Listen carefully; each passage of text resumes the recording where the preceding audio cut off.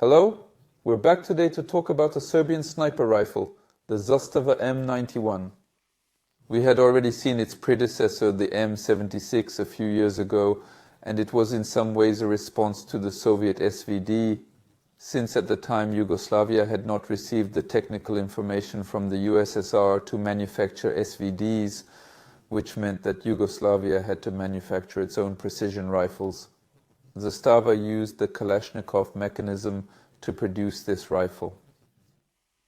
But the caliber used will be neither the 7.62 by 39 mm, which is quite logical, nor the 7.62 by 54 mm R, like this one, but the M76 uses the 8 mm Mauser, as the country inherited a large stock of its ammunition from the Second World War.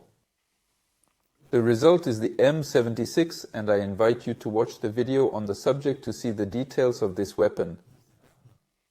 In the 80s, Yugoslavia wanted to modernize the rifle and above all change the cartridge to something more standardized in the area, the 7.62 by 54 mm R. Development will take a few years, as it's not easy to design a semi-automatic weapon in this caliber, as the 7.62 by 54 mm R has a rim at the base, which can make feeding complicated, but I'll come back to that later. In 1991, the weapon was ready for adoption, and it closely resembled the M76. Firstly, the stock and handguard were made of wood, and the receiver was machined as on the M76. It was not until the 2010s that the stock and handguard were made of polymer and the receiver of stamped steel. At present, the Serbian army is continuing to acquire these M91, but now we're going to take a closer look at this example and also go to the shooting range.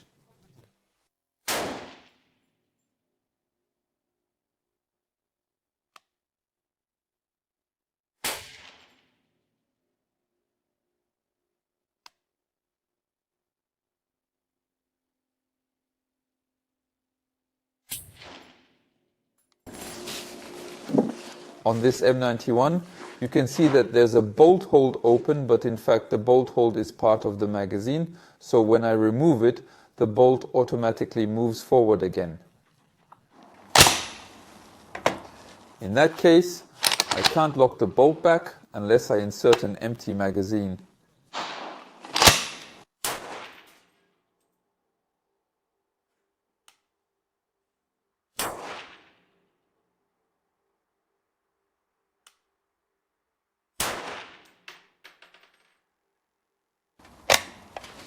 In any case, the magazines are pretty easy to insert. Of course, it's a bit like on an AK where you have to rock it, but it's quite natural. The trigger, on the other hand, is rather unusual. In fact, it feels a lot like a double-action trigger, but it's quite a nice trigger. It's not as good as on, say, a Dragunov. I thought the Dragunov's trigger was better, to be honest, but it's far from catastrophic.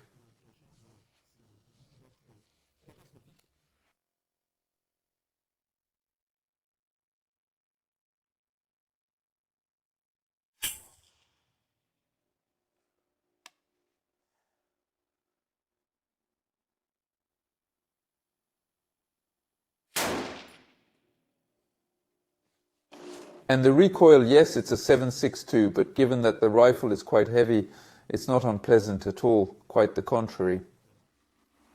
Let's start with something I almost never do, a little unboxing, as this M91 is marketed in France, and since I'm going to be asked in the comments at the time I'm filming it, it can be found for around 3,000 euros. Of course we'll have the instructions. The M91 with its bipod, a sling, the 4 magazines, 4 10-round magazines, and cleaning kit with cleaning rod and cruet of oil. In this configuration, i.e. with a scope, the gun weighs just over 5 kilos and measures 1.2 meters in length, with a 65 centimeter barrel. From an ergonomic point of view, it's like an AK with the safety on the right. To remove the magazine, there's an enlarged button. Speaking of the magazine, it can hold 10 cartridges of 762 by 54R. It's not the easiest magazine to use because of the cartridge rim. However, from a reliability point of view, I've had no problems whatsoever. On the left, we'll have our scope rail. The scope is not supplied with the gun. It's a typical rail for this type of weapon. By the way, if you're using a scope, you'll need to adjust this nut to maintain the tension. And if there's too much play, the scope will move when fired. And if it's too tight, you won't be able to insert it fully onto the rail. But I'll come back to this later when I talk about the results, because I've had a few problems with this.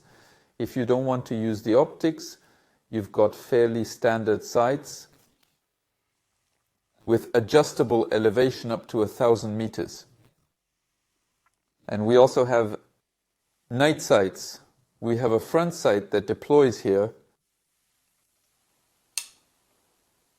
and as well as the rear sight.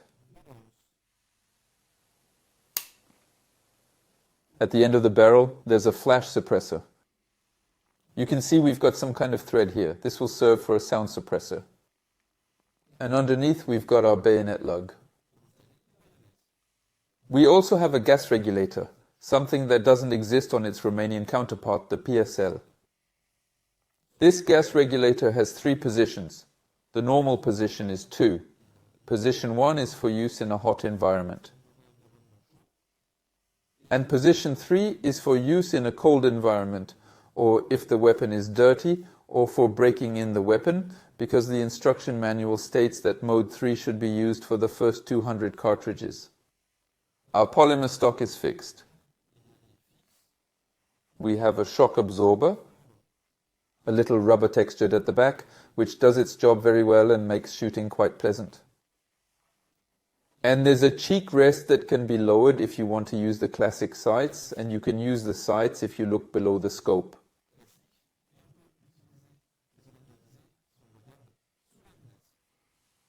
In terms of accuracy, at first I was a bit frustrated, but I understood why. So I had done my first adjustment at 50 meters, and I had groups that were really weird. In fact, as I said earlier, it was just that my scope was a bit wobbly. So there was a lot of scatter. And then things got better and better. So I did my setting at 50 meters because I have access to a 50 meter fairly easily. Then I switched to 100 meters to confirm everything. At that point, I found the groupings to be pretty decent for this type of gun and this type of ammunition. I would have liked to try it with other types of cartridges, but unfortunately, my gunsmith only had Cellier and Bellet. Incidentally, I'd like to take this opportunity to say that once the scope is properly adjusted, you can remove it and put it back on, and you won't lose the zero. There's no need to re-zero the gun each time, which is quite practical. We'll now look at disassembly. So disassembly will be typical of an AK. Obviously, we'll proceed with the safety check.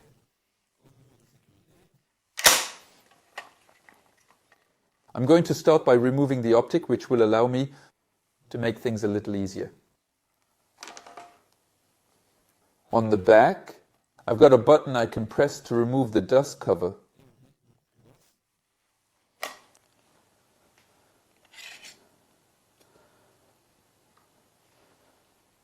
I can then remove the recoil spring.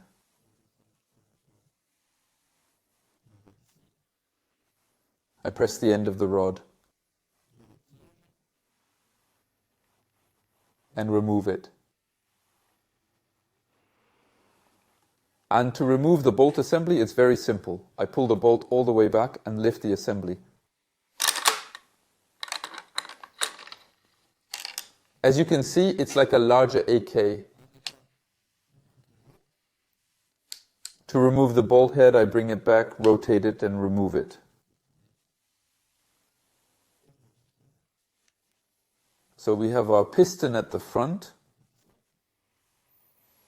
If you want to adjust the regulator, we either take a cartridge, lift this metal spring, and rotate it. but I'm going to remove this tube so we can have a quick look at the gas vent. To remove it, we have lever here that you have to lift. As the gun is brand new, I'm going to use a wooden tool to turn it, as it's a bit hard. There's also a little trick to lift this lever. It's going to be to use this part of the bolt assembly to insert it into the lever and turn it. I avoid doing this because I've got to return this M91 and I really don't want to put scratches on it.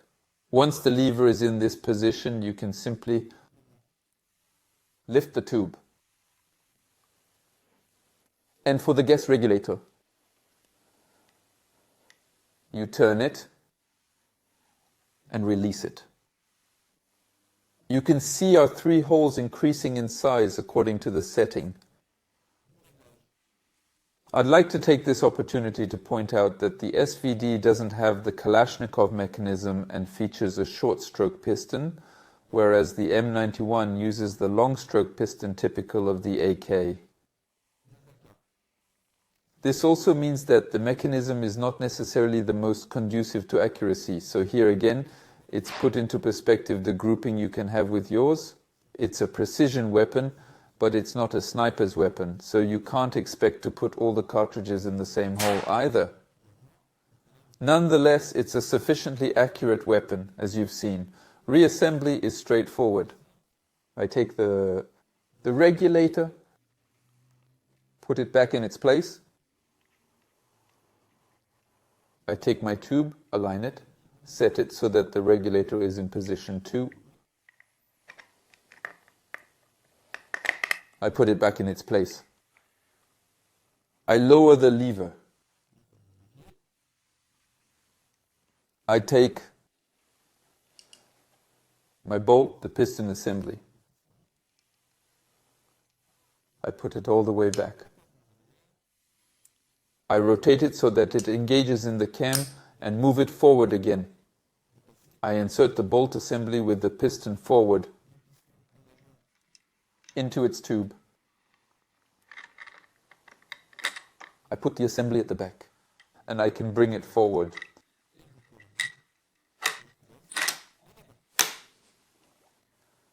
Now for the recoil spring, it goes to the rear. It will find its place. Next comes the dust cover. It's not difficult, but you've got to have a bit of a knack for it.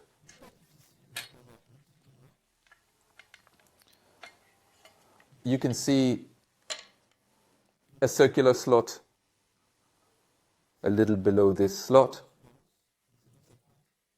The dust cover have to be inserted in it. Once it's all in, give it a quick tug and everything's back where it belongs. Let's check. It's all good. I'm very happy to have been able to film and, above all, use this M91. I was pleasantly surprised. The fact that the rifle is almost identical to the one used by the Serbs is a big plus. Shooting is very nice. Accuracy is very honest compared to what I expected. Unfortunately, I wasn't able to use it with a wide selection of cartridges. I mostly shot cellular and bellet. In any case, I hope you enjoyed this video about this M91. I invite you to subscribe to the channel if you haven't already done so, and if you can, join the TP in the description. On that note, see you soon for another video.